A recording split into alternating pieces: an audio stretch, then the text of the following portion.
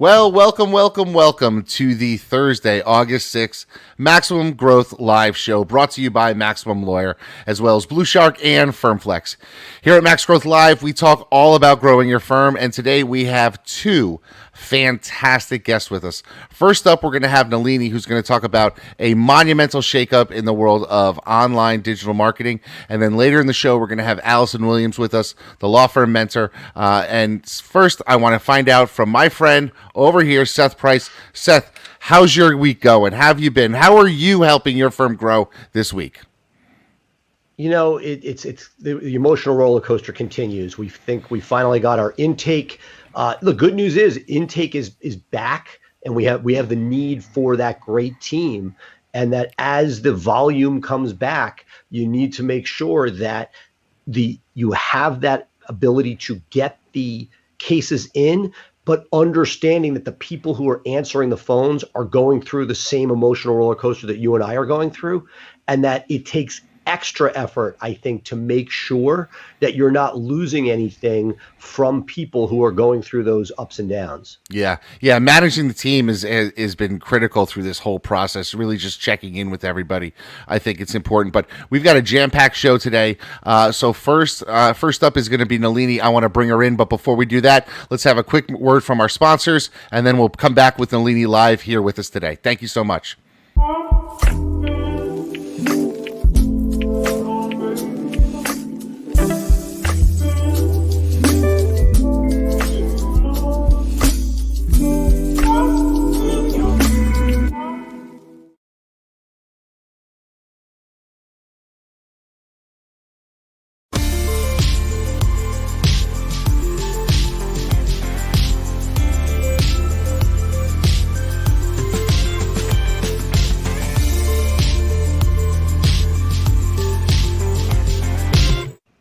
Hey, and we're back with our good friend Nalini. Nalini, there have been some wonderful things that happened in the last week, but before we get to you, Seth, why don't you give us a little of the history of Google and ads and everything that's going on, because what we're seeing right now is going to tremendously change the online digital marketing world, and I think we need some context, and then Nalini can tell us what she's learned over the last couple of days. Sure. For those of us that have been playing this game for a while, we're used to seeing paid ads at the top, some form of map or local, and then organic. And over the years, the organic keeps getting pushed further and further down as Google tries to monetize more and more, right? We've seen 3 ads go to 4. We've seen the local section pop in with up to 7 spots when it first launched, a 7-pack, down to 3. Increased to 4 with a paid ad, and then 3 organic-ish places in the 3-pack.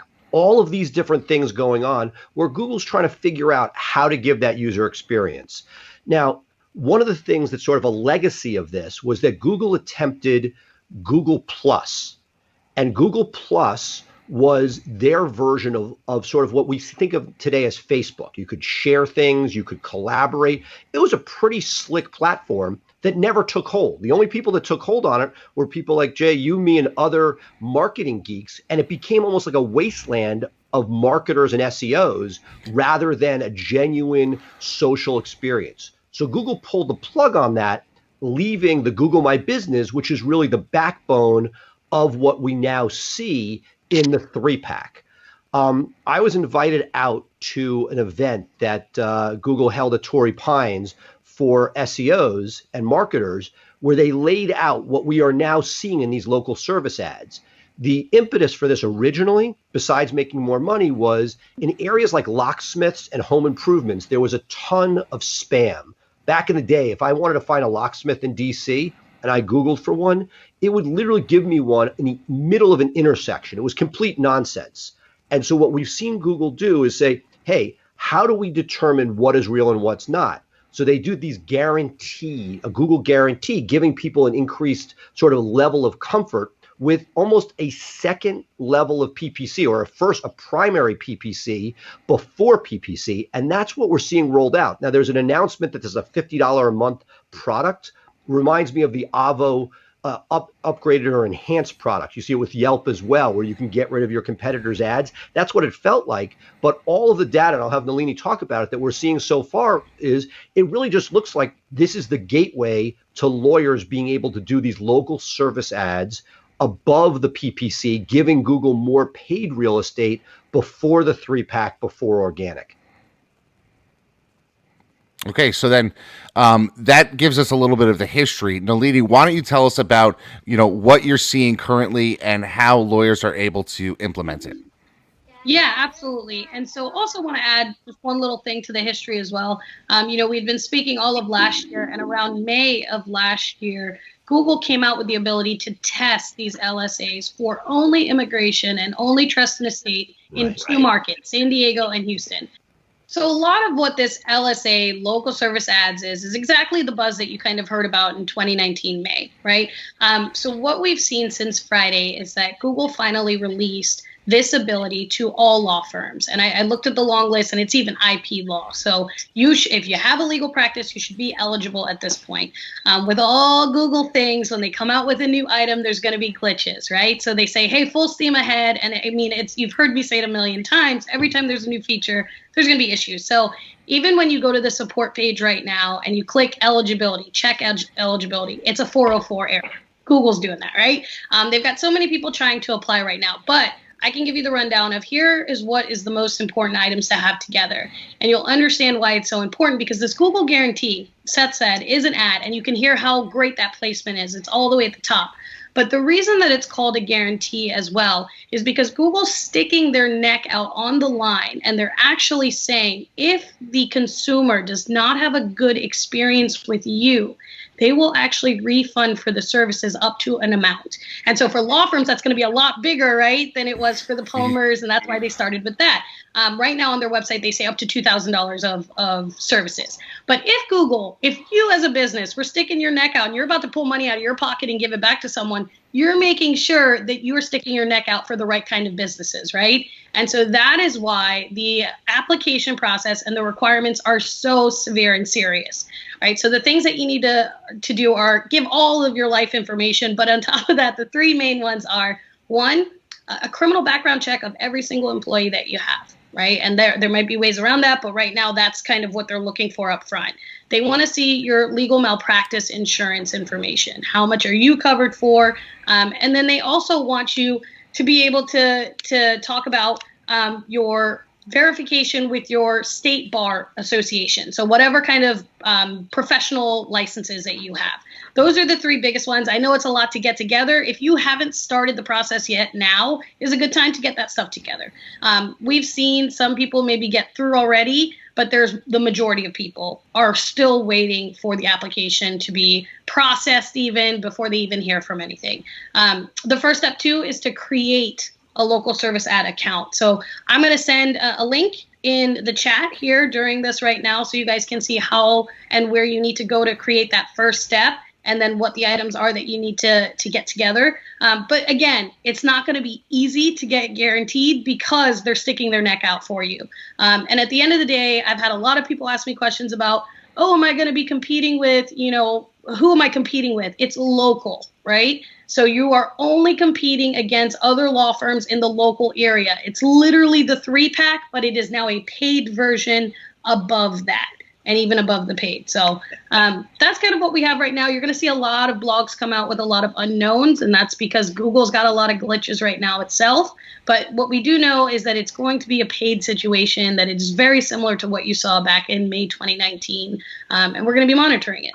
Right. And I guess what's frustrating is Google has been so bad through this pandemic. Google support, as Jay has lived through and others have lived through, has been atrocious in trying to correct wrongs. There's money behind this, so presumably there'll be some more, but we're already seeing the normal Google glitches that come with all of this, and understanding that we're all scrambling, but it's not like anybody's sitting there already with Google ads, showing in this sense. And I would just tell people to take a deep breath, get your stuff together, put it through the process, and that, we expect this is going to be several weeks, if not months, before everything's ironed out. Yeah, and a couple quick examples too of some of these glitches that we've seen over the course of the whole entire last year is when they came out with the test back in May 2019, they also for like a week offered the ability for you to put yourself on a wait list. And we automatically did that for a lot of firms, right? That wait list button disappeared after a week. I can tell you for a fact that now that this has been announced, we got no notification for any of those people that were on the wait list. So it's not like they were really letting you be on a wait list. Also, back in January, I remember specifically standing at NTL when someone said, hey, look at this, look at the Google support page. It now says that it's available for lawyers. Like you could in the drop down. Literally, I got home 3 days later and I looked at the drop down and legal was gone. So they've been playing with things for a while, and who knows like how real this is at this point and how much longer it's going to take for them to really get the 3-pack rolling. So just grain of salt. And I'll leave it with this. This is more of an aspirational.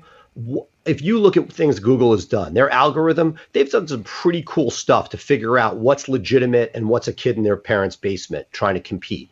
The one place they've not done a great job has been with local. Spam still works in the name of a firm. There are a lot of things about the local, the 3-pack in particular, that have never gotten to the higher levels that you would expect from Google. And there's been a lot of criticism of Google. My wish here was that this process, if you went through it, would somehow allow them to differentiate. Because if you dig into the 3-pack on any given day, there are random spam listings. Some are bots from Russia. Some are, competitors doing stuff with exact match. If you look in Maryland for like nursing home or workers' comp, it is amazing how much spam are in those listings. And you can, we work with our own team with consultants trying to thin that out. And it's like the ocean. It keeps on coming. My wish, which I'm not even sure is going to happen, is that this process, if you go through this much of a pain in the ass to put all this trust factors together, that somehow they're going to use that to prevent the spam listings from infiltrating into the 3-pack and making that a more valuable, useful place. But again, we just don't know how that's going to roll. Yeah, so I was setting up my LSA account, right? And they said, oh, we can't find your business on Google Maps. And I'm like, I have 100+ reviews. How can you not find me? It's my name. It's as simple as that. I mean, it's my name in this local. So I actually, said, oh, well, if you need help, here's a phone number. I call up the phone number. They're like, this is AdWords support. I'm like, I'm calling about local service ads. They're like, oh, we don't do that anymore. That's been shifted to a new department. And the phone number that you just called isn't correct. I'm like, I'm on your sign up page and this is the phone number it says to call. And the guy's like, yeah, we can't help you. We were told if people call in about local service ads, say we don't support that anymore. And so I called 4 different times, got the same answer. And on the 5th one, I got a phone number for the new local service ads department because somebody, I guess, must have finally said, we need a number to tell these people because they're screaming at us on the phone. So it's just interesting. That's gold now too. You hold the golden ticket. You've got the number for support. I have it. And if you listen to the very end of this show and give me 5 stars, I'll let you know what that phone number is. How about that? One last thing too is the question that I've been getting is, well, what does this do to my Google My Business, the organic Google My Business? Does that mean that I no longer have to pay attention to that because now I'll be in the top of the page with a paid ad? And no. Absolutely not. Google My Business is still going to be the foundation of whether or not, your ad will show. You need to have some sort of juice in that Google My Business, in that business profile. And so what you've been doing all these years of building up your reviews and all that good stuff, it's going to have some sort of ranking factor within whether you should show up in the top 3 across all of the other competitors in your local area. So no, do not stop doing the fundamentals, right? And this is going to be an evolving conversation, Jay. We're going to be going for weeks, if not months or years on this. But it's the beginning of an interesting chapter, and just want to make sure that we get as much information to everybody as possible. Yeah, I think it's certainly going to change, how people approach their business. If you're going screened up top, then AdWords, then Maps, you're going to have to spend a lot of attention because you're going to want to really increase your ranking for your organic stuff so that you're there, because it seems like more stuff might be pushed to page 2, and that's certainly not a place that you want to be. You want to be on page 1. So a team that can help you with SEO, I think, is going to become even more important in the new paradigm. So that's certainly something that I think we need to pay attention to. So Nalini, thank you so much for being with us. We love having you on our show every week. I did have a suggestion for a topic that I'd like to bring you back next week on. I'm going to put it in your ear now. Let me know if you think it's good. We get solicited all the time as lawyers to be in a directory. There's NTL, there's the established ones, but then there's the elite peanut butter eating lawyers of, the Delmarva Peninsula. And for only $499, you can get this plaque, but in our directory and be all that stuff. So what directories are good for SEO purposes? What are good for, and then what are just bogus, money grabbing, situations, because I think that's important for people to understand that. So if maybe you can give us some help next week's show, talk a little bit about that. I think it's something that I think people can finally understand, because I'm so sick of seeing people say, hey, I got this award and I got that award, and it really doesn't help their bottom line, but it placates their ego. I mean, if you want to spend $1,000 or $500 to feel good for an hour or so, I guess that's good, but I think there's better things that you can do with your money, don't you think? Yeah, it's a great topic. I'll be very happy to talk about the good, the bad, and the ugly next week. Okay, Nalini, so that's going to be it for you this week. We've got Allison coming up next. I'm going to let you go. We'll take a short break. I'll be able to switch up the cameras, bring Allison in, and we look forward to seeing you on that topic next week. Sounds good. Thank you so much. Bye. Thanks.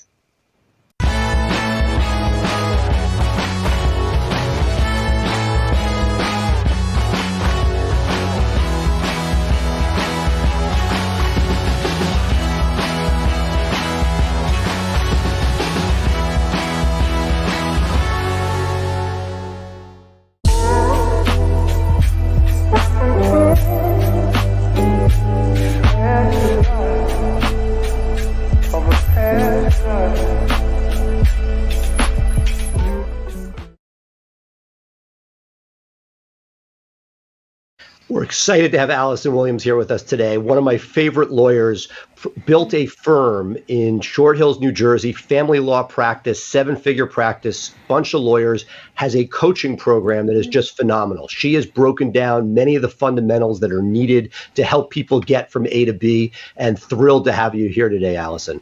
Thank you for having me, Seth. I'm happy to be here with you guys too.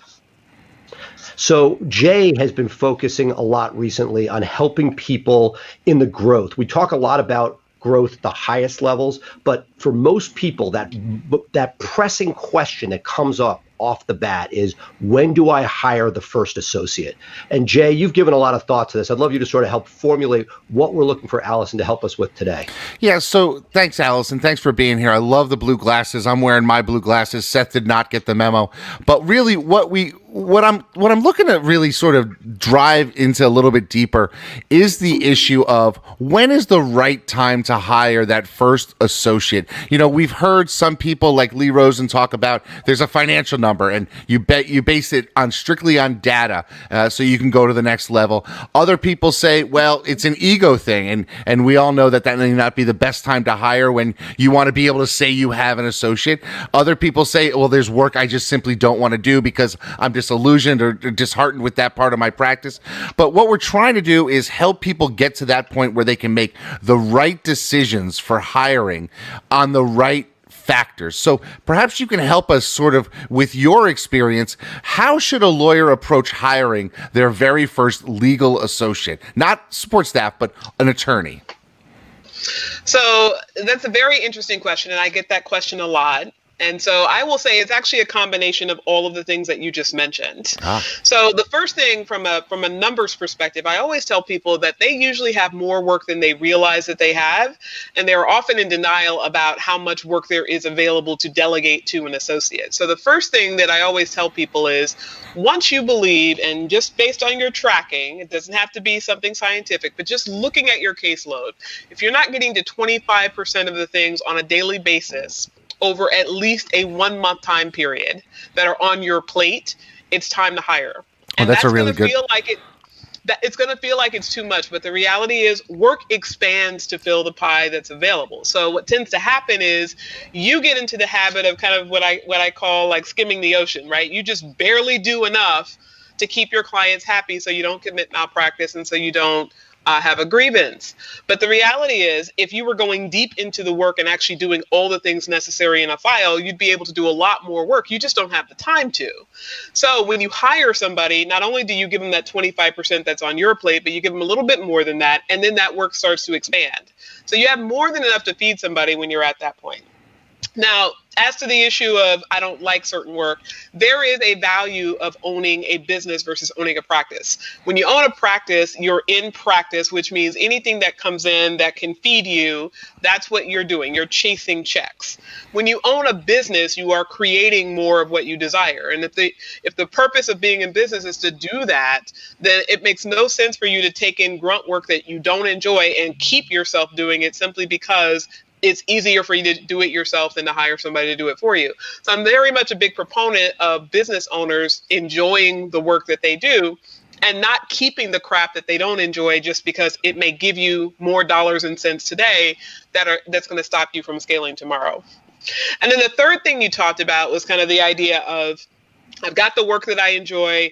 I'm doing it a little bit because I want to, I have a financial set point. Then there's the ego issue. And while I would never advise somebody to go hire for your ego, there is something to be said for the fact that lawyers tend to be more status oriented. They tend to be more ego driven. And that is not always a bad thing. I built a very successful multiple seven-figure business based on my ego. My ego wanted to have more. I wanted to have a big presence. I wanted a big reputation.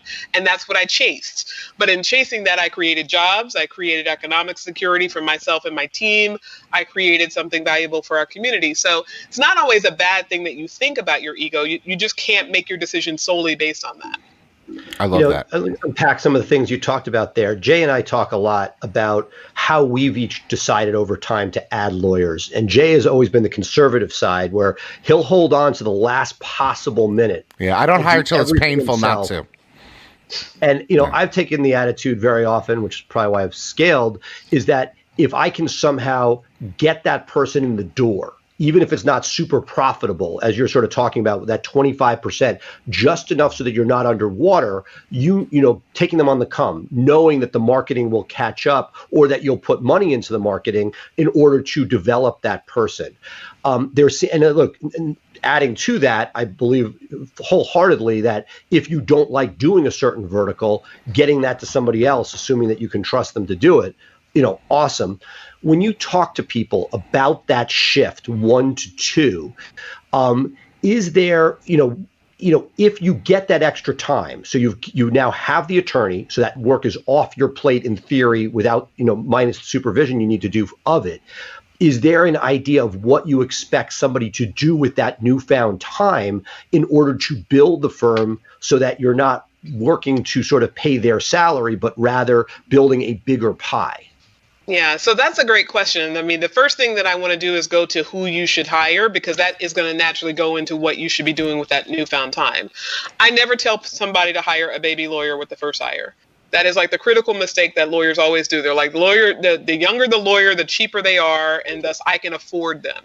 But the reality is you can hire somebody who is more experienced and build them out at a higher rate or get higher quality production off of them. So you save yourself the time of having to supervise. Yes, you have to ethically supervise, but you don't have to, rewrite the letters and teach them how to communicate in court. All that time that's spared now goes into marketing. That's how you build a business. So you have to be able to have clients to serve. You can't serve clients unless you have them in your door. So you have to get them in the door, and your time going out and creating as much product and content as you can, and then mass producing that. That's how you get to be known. So, and a lot of people think that that's like a years long practice. The reality is everything that you do with marketing should never be a one and done. So if I'm speaking somewhere, I'm recording it, I'm transcribing it, I'm posting it in multiple places. It's always going to be a mass produced product, no matter what it is. And as soon as you do one thing, you have 7 or 8 different pieces of marketing content that you can then use to get into the hands of other people. And the hungriest lawyer is the one that's always going to build the fastest. The reality is, unless unless you are out there hunting and seeking and truly pursuing the work isn't going to come because you have a sexy website, no matter how great the websites are that you build, Seth. And you're not going to build it simply because people see you. You have to be pursuing it. So part of that pursuing is getting out in front of people, making relationships with people, letting everybody know that you do what you do, that you do it well, and most importantly, asking people for business. The number of lawyers that are out there that don't directly say to somebody, hi, my name is, this is what I do, and I am looking for clients to serve in the area of family law, criminal law, personal injury. Just asking sometimes is all you have to do. You can be in line at the grocery store and talk to somebody and they know somebody who needs the service that you have. But if you don't open your mouth, they don't know that you need it fed. Right, absolutely. No, absolutely. A lot there. I know from my personal preference, I've always subscribed to your not trying to start with that 3rd, 4th year minimum to 8th year, those solid middle years where you've skipped the malpractice and you're on to somebody who's in sort of that mid-level associate type world. Something you said, though, is that you have to use that time for marketing. And one of the traps I think some people fall into is if you don't like that, then that associate can be brought on. But if you don't, you may just be taking work off your plate. But if you don't do the marketing, the pie won't get any bigger and your economics, profit margin wise, are just going to go down. Right. And there's some marketing that's available for all lawyers, whether you are an introvert or an extrovert. So I tell people kind of like the classic example is I have evolved into somewhat of an ambivert, but I used to be very, very introverted. And I would go into bar association rooms and say I was supposed to network because my boss told me to. And by the end of the night, I had a cocktail in hand and I had blood in the other hand from where I would dig my nails into my wrist. I was so pensive and uncomfortable. And that did not make me successful at marketing. But as soon as somebody said, hey, you can get in front of all these people and deliver a message and they don't get to have a conversation with you because they're over there, I was like, okay, great. I can do the thing where there's some space between me and that person. And just like I had to prepare to get better in court, I had to prepare to get better at speaking. So once you learn how to get better at speaking, more people were attracted to your message. So you had an easier route. And that worked for me. It doesn't work for everybody, but there's something out there for everybody. Everybody just has to find their thing. I'm raising my hand right now because, Allison, that's me. I am more comfortable on a stage in front of 1,000 people than I am in a group with 3. I would so much rather be out there, and I don't have a problem. That is so much, and that's really, I can remember being 2 years into my practice and giving a presentation on DUI defense because that's what I did to my state bar, and I'm looking out at, and I opened with a joke that I was looking at all the faces of people who had not hired me 2 years before that, and now I'm teaching them something. But that really became my way of building my reputation, was getting out there as a young lawyer and giving presentations on stuff that I had learned and stuff that I was using. So I think that's a great tip for people, is that there are ways you can market even if you don't necessarily like the one-on-one type stuff.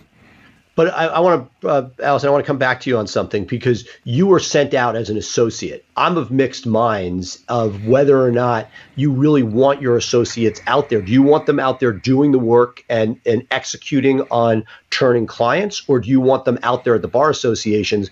I have found, unless the person is a rock star, they're not going to bring anything meaningful in, and you're sort of building their exit. Not that I don't want to support lawyers, and not that I wouldn't wish them well and have them. I have attorneys at my firm who are, presidents of the DC Women's Bar Association. We've taken those, but those are usually special people that have hyper incentivized deals. The average associate that you're going to have, and I hate the word associate, I'd like everybody to be a partner so they can sell better, and we've talked about that offline, but I am torn between whether or not you really want to build up, because the 3 of us here, yes, we can work a room, we can do a speech, but the average person you're getting in probably is not going to be successful at bringing meaningful business. Do you want to put your effort there or not?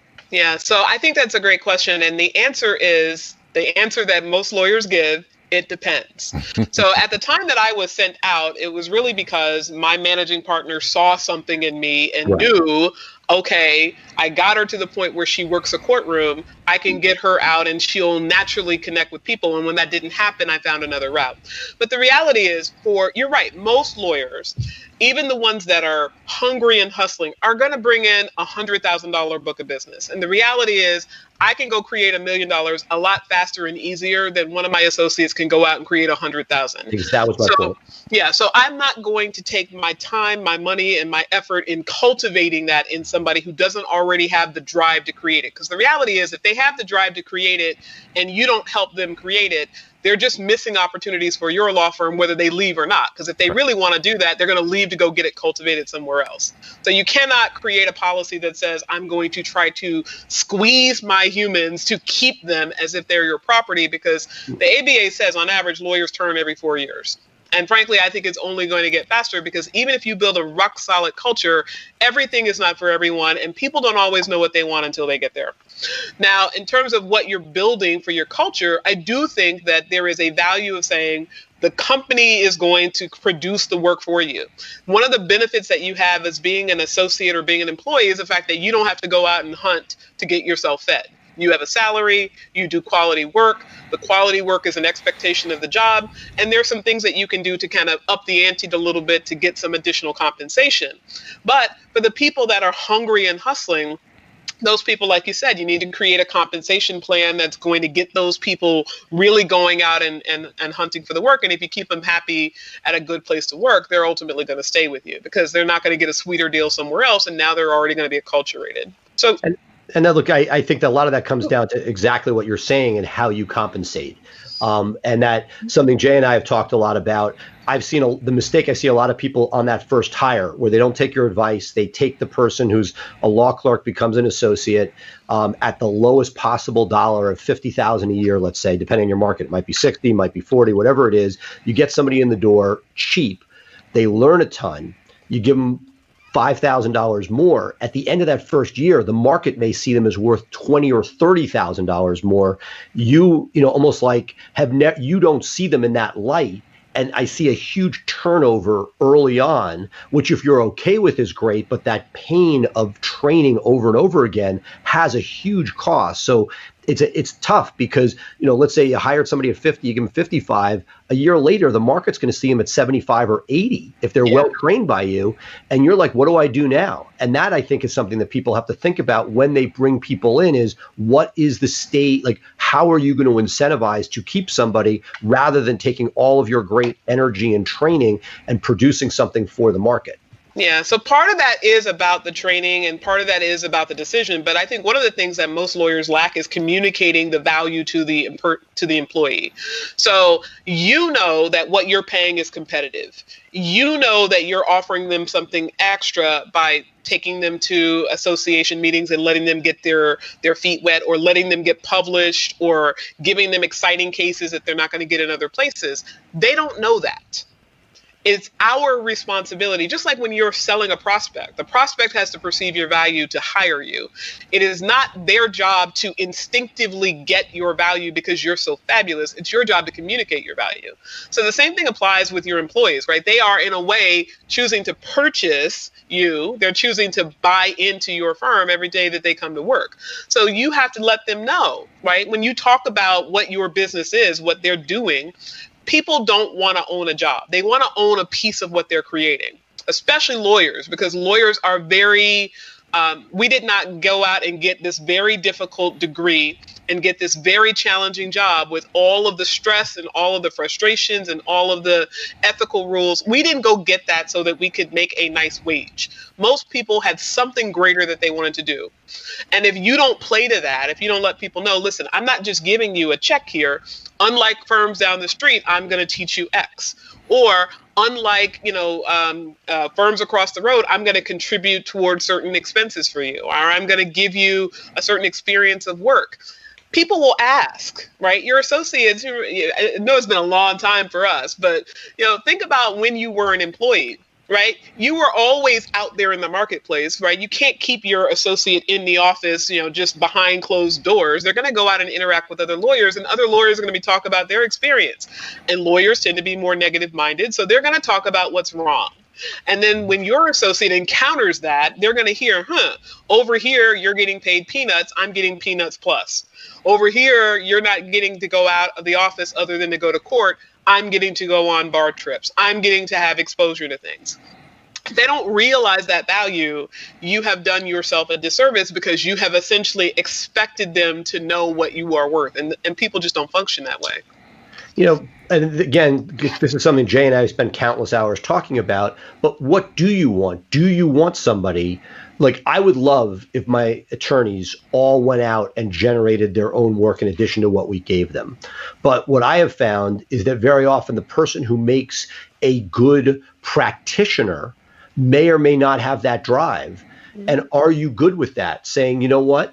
I am going to let this person just do that, to come back to your original point, so that you can go out and build that. If there was interest, that's great, and sell them on the value. But understanding that if you try to get, as my law partner says, round peg, square hole, if you're trying to do it just to check the box, it won't work. You'll take them to the first meeting, but they'll sit in the corner and they're not going to work the room, versus where you'd be better off saying, hey, you sit here and produce work product, and I'm going to make sure you have a percentage of upside, that keeps it competitive, and not even not doing the pretend dance that everybody will be a rainmaker.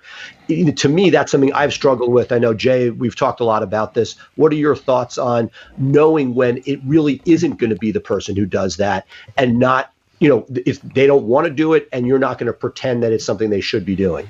Yeah, so I think what I should be clear about is when I talk about getting your lawyers out of the office, I'm not talking about solely for the purpose of generating clients. There is a value depending on your practice area. It varies, just like in criminal defense, you need to have a relationship with the prosecutors, you need to have a relationship with the judges.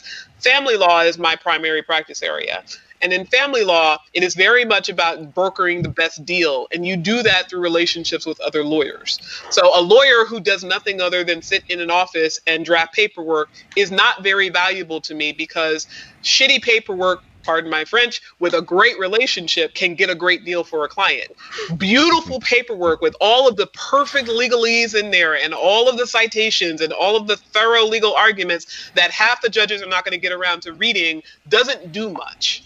So you have to figure out where your assets are with your people, and then you have to use them to the fullest extent of what they can bring to the role. And you're right, most of them are not going to be bringing in a whole bunch of clients, but that doesn't mean that they're not going to have a greater value to you if they're able to network and have certain relationships with certain judges, so that they can get a higher premium on what they say in a courtroom, that they're not going to be able to get a better deal if they're able to have the right experts and know how to say things in a certain way to the experts based on knowing those people. And so family law is just a very social area. That really is the capital of our practice area. But in other practice areas, personal injury, real estate, you're going to also have to have some level of relationship. So those relationships is really what I'm talking about brokering, not necessarily the business generation side. Yeah, when I ever interview anybody, talking to my partners, we always try to cast our associates 50% legal ability, 50% personality and relationships, because I say 50% of what we do is practicing relationships and 50% is practicing law. So it's great to hear other people have that same mindset. Yeah, and look, and the reality is you spend a lot of time with these people that we work with, right? If I don't like you, that's probably okay, because I don't have to spend so much time with you, but my team has to like you. So as a part of my interviewing process, I'm the last person who has to sign off on somebody.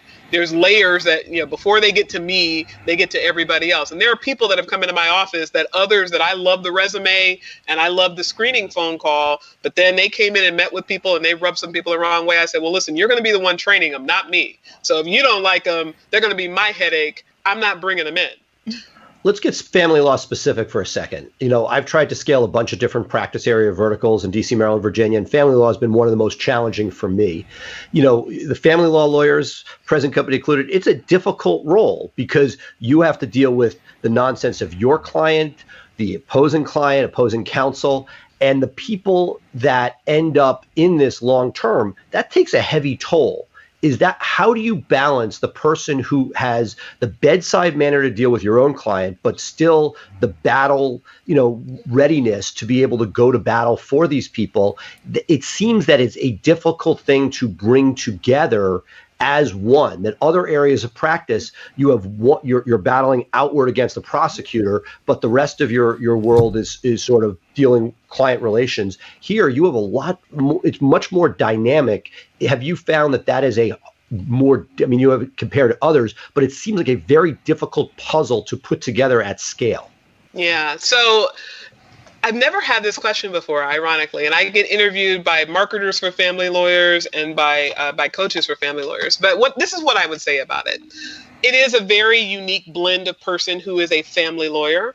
But one of the things that we don't get as much of in the family part is trial work. And I am a trial lawyer. I spent most of my career trying cases. People knew that when I showed up, it was time to fight. I didn't want to negotiate. I don't enjoy negotiating.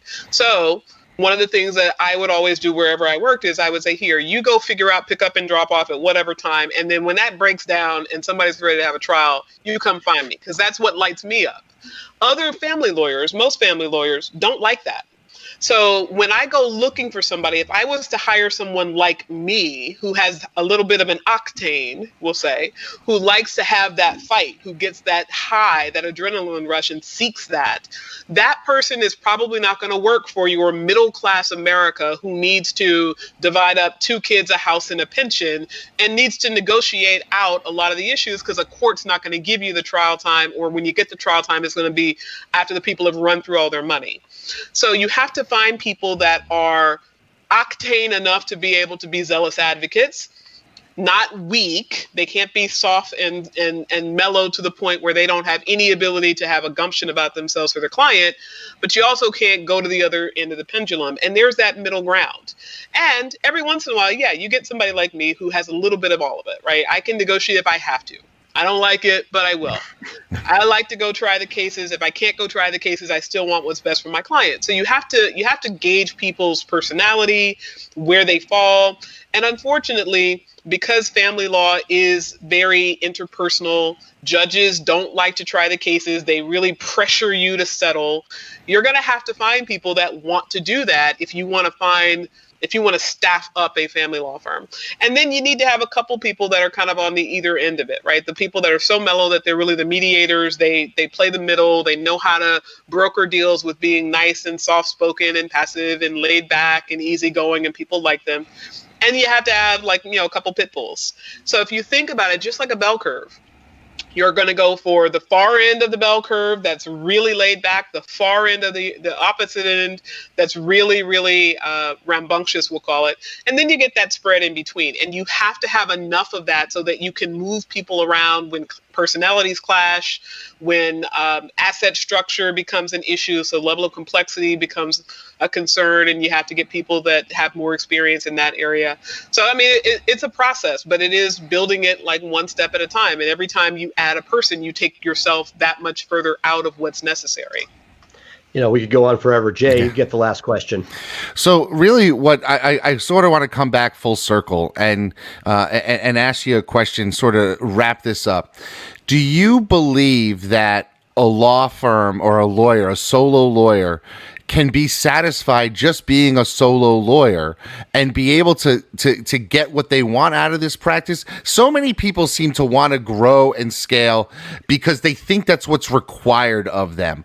But I have found that maybe taking a step back and not being as big as other people are is maybe the right path. In your coaching, have you run into people who've come to the realization, I'm good. I just wanted other things because other people had them, but it's not necessarily what I had. And I want a little talk about that sort of mindset, because I think it's important for people to really know what they want. And how do they get there? How do you help them get there is really the last question I have for you. Yeah, so that's a great question, Jay. One of the things that I would say is that most of the people that I encounter that say they don't want to grow are running away from growing. In other words, they have screwed it up so much. They've cost themselves so much money. It's mentally exhausting. They don't know how to manage people. They don't want to try anymore. And they just accept that they should be solo, and that's the only way to be happy. Those are the vast majority of people that say, I don't want to grow. But there are people that want their creativity, want their money, want their efforts put somewhere else. So in other words, they want to have the practice, but that's not really what's feeding them, right? They make most of their money through passive income investments, like, either day trading, which really isn't passive, but they have a skill for that, or maybe they're investing in real estate, so they're making the money somewhere else. So you can definitely have that desire, and if you have that desire, we can help you create that. But the way that you are never going to be truly happy is if your business requires you 24 hours a day, 7 days a week. So you might not have to add other lawyers, but you do have to add other humans. You need somebody to process the mail. You can't be the one who's pushing the paper and stuffing the envelopes and creating the legal arguments and generating the clients and marketing the firm. Like there's only so many hours in the day. So whether you're going to be outsourcing the legal work, which tends to be a more profitable way in the short run, once you get over the hump of getting everybody in a role. Once you start outsourcing legal work, you can start making scale of a few $100,000 with a hire, as opposed to $10 or $15 or $20,000 with a hire. But if you want to be that the tactician, and you want to be doing the work, then you have to outsource that other work, the legal secretarial work, your marketing activity.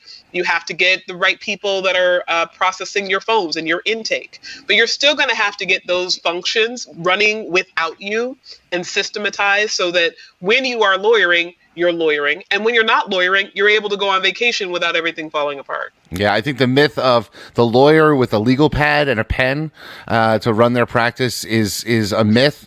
It's historical, and it's not what we live in the world today.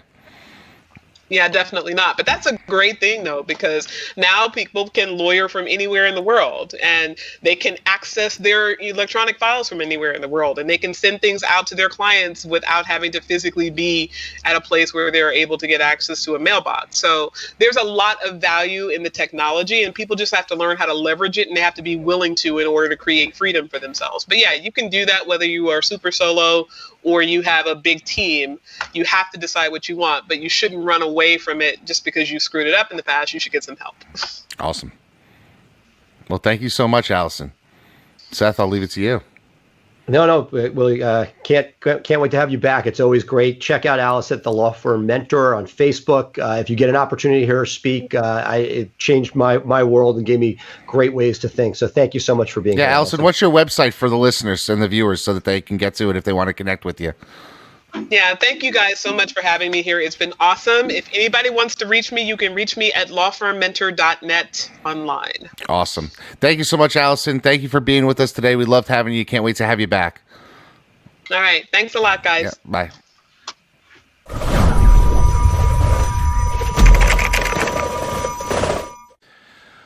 Okay, well, that's going to do it here for us at Max Growth Live. As always, if you want to take us along with us, you can get us on our podcast, which is a podcast edition of this show, through any one of your podcasting platforms, Spotify, Apple Podcasts, Google Podcasts, whichever one is your favorite, you can get that for us.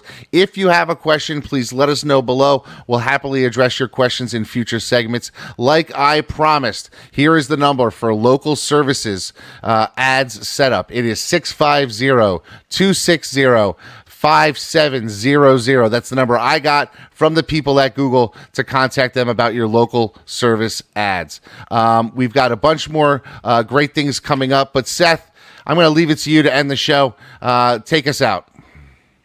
Look, a lot of things changing, keeping an eye on what's happening, knowing it's not a day-to-day thing, but if we're looking at Q4, Q1 of next year, local service ads certainly going to be playing some piece of that puzzle. And great to hear from Allison. She keeps her finger on the pulse of that early law firm growth, and it's not easy.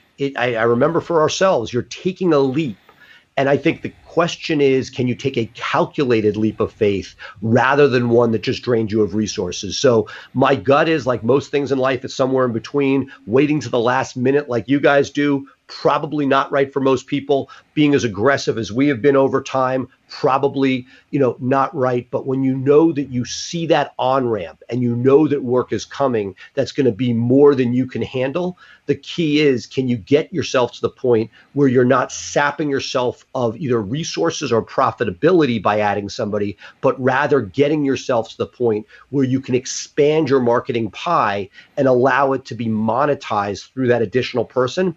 That's the sweet spot. Yeah, and in listening to Allison's points today and knowing you for the years and the things that you're saying, I'm thinking to myself, boy, I created so much more work for myself than I really needed to if I hired a couple of years later instead of taking those green lawyers right out of law school, that type of thing. I didn't know that ABA statistics about lawyers changing every 4 years. I kind of wish I did, because if I look back at my history, I'll see that. But you've given me some great advice over the years, and I certainly need to listen to you, Seth, a little bit more when you say, hey, stop what you're doing and try it this way, because I think that's very helpful, and you've been a mentor to me and to a lot of people, so thank you for that.